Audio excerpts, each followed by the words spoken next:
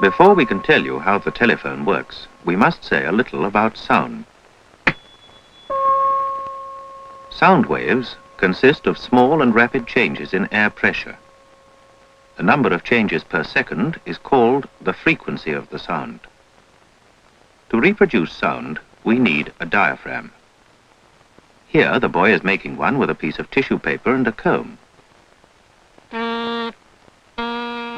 The paper is the diaphragm, and like all diaphragms, it responds to the changes of pressure.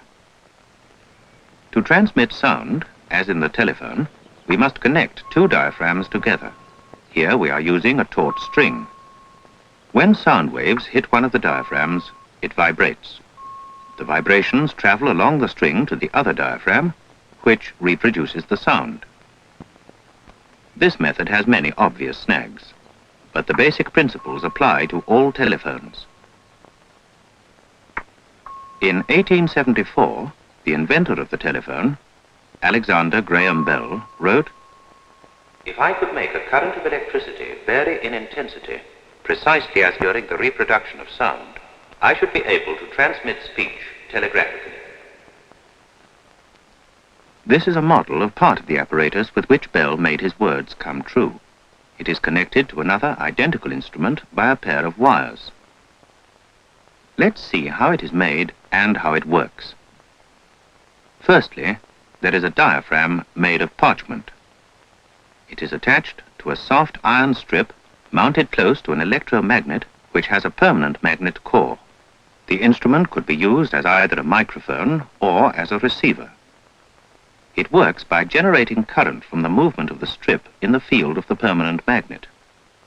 No battery was needed, but the current was weak and the system could not be used to speak over long distances.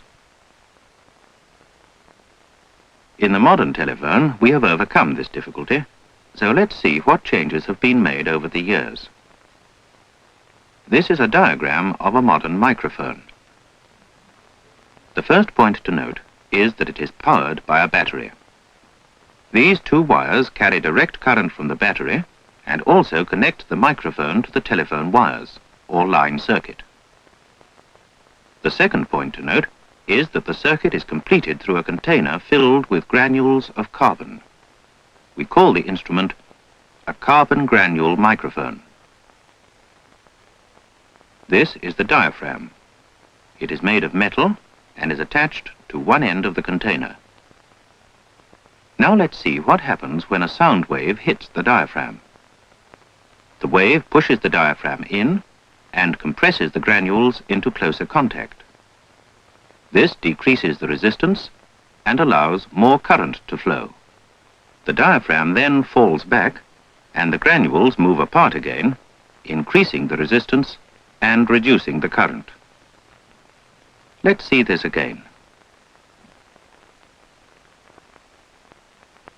When you are speaking, these changes occur very rapidly. The result is that the resistance of the granules, and consequently the strength of the current, varies in accordance with the frequency of the sound received by the microphone. In this way, the sound waves are turned into a rapidly fluctuating current, which you see here on the meter. It may help you to think of this current as made up of two parts: the steady current from the battery, like this, and a fluctuating current due to the sound waves. It is only the fluctuating part, which we call the speech current, that carries your words along the line to the receiver.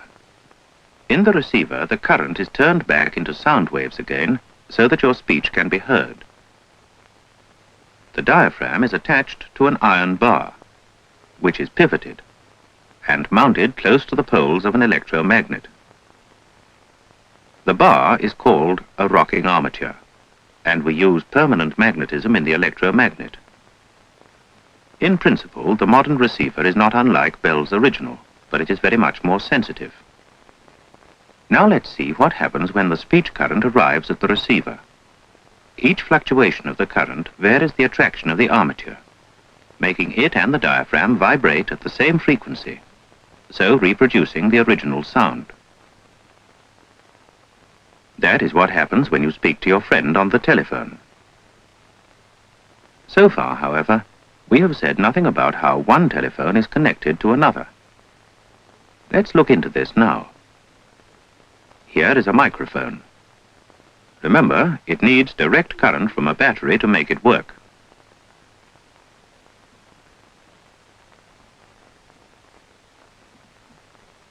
Now the receiver. One might expect to connect the microphone, battery, and receiver in series, so that A can speak to B. The system works, but it is wasteful because the battery has to do more work than is really necessary. The speech current is weakened, and we cannot speak over very long distances. For this reason, we connect our telephone system in a different way.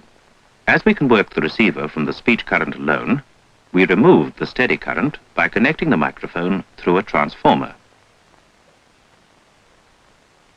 Transformers help us connect telephones because they will pass a fluctuating current, but stop any steady current. By placing the transformer close to the microphone and using it to step up the low input voltage, we can send messages along the line at a higher voltage and therefore over greater distances. Here, to show how they are connected, we have put the microphone and receiver close together, but in reality, of course, they may be many miles apart.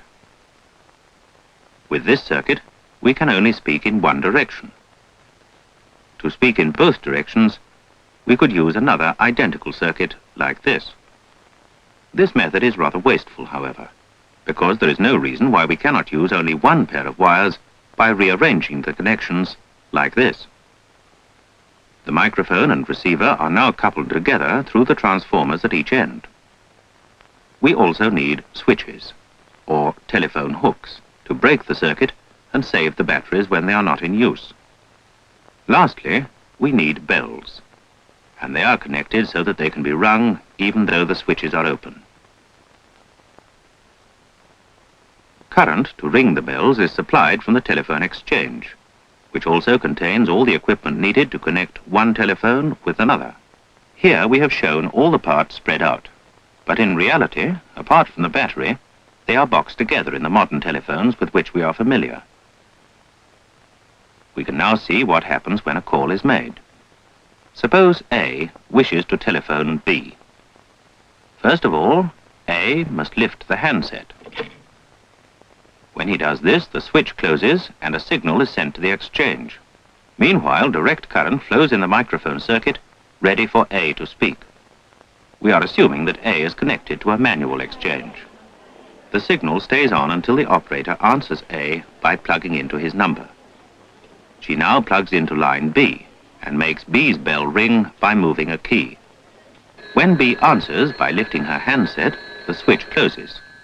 The bell stops ringing and the operator connects A direct to B. You can now speak to your friend.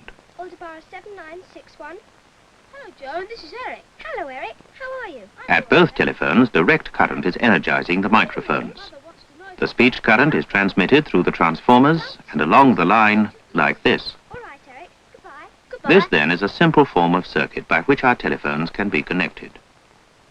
In busy places, only one battery is used, and that is kept at the exchange. Of course, there are not just two telephones, but many hundreds, and indeed thousands, all connected to the one exchange. The operations necessary to connect one subscriber to another are performed at the telephone exchange, either manually, as we have seen, or automatically. In every case, a direct link is established between the caller and the called. Today, we can speak to people on the other side of the world almost as easily as we can to our friends around the corner. We can do so because of the fact that one diaphragm can be made to reproduce the fluctuations of another.